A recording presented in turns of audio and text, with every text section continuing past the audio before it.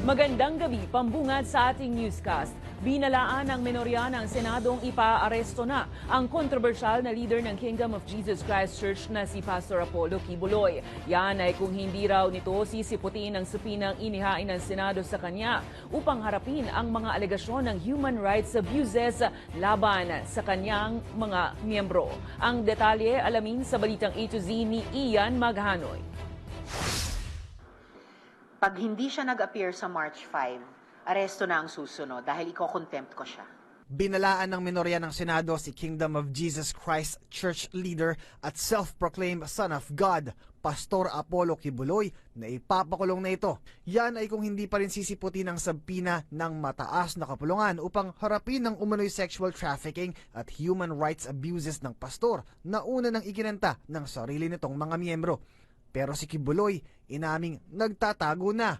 Sa in-upload niyang 36-minute voice message sa YouTube, sinabi nitong, "Sarili kong bansa, ako po ay nagtatago sapagkat liligwakin ako ng ganun-ganun na lang.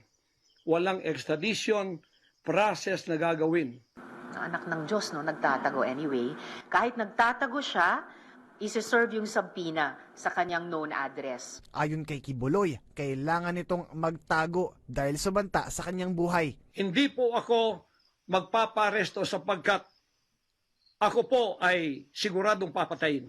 Nakikipagtulungan raw kasi ang gobyerno ng Pilipinas sa Estados Unidos upang siya ay patayin, maging ang mga kasamahang church leaders. Ang Pangulong Marcos at ng First Lady at kung sino pa man ang nasa gobyerno, ako ay rendition ng kanilang gagawin.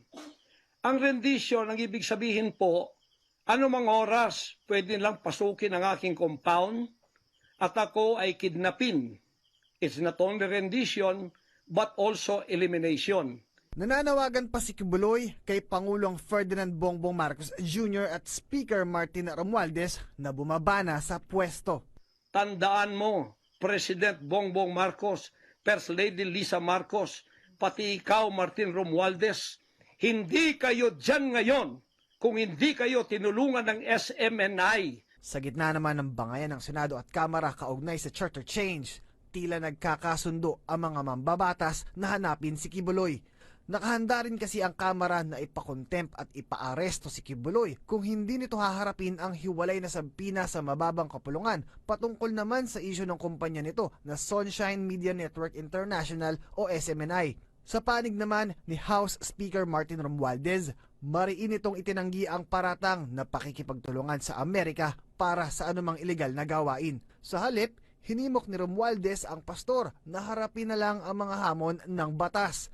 Samantala, ang embahada naman ng Estados Unidos sa Pilipinas, kampante raw na mabibigyan na rin ng hustisya ang mga anilay heinous crimes na ginagawa ni Kibuloy sa tulong ng gobyerno ng Pilipinas. November 2021 nang idineklara ng Federal Bureau of Investigation o FBI na wanted si Kibuloy sa Amerika dahil sa sex trafficking. Una nang ikinanta ng isang nagpakilalang dating miyembro ni Kibuloy na inaabuso siya nito at ang media arm nitong SMNI News. Para sa Balitang A to Z, Ian Maghanoy.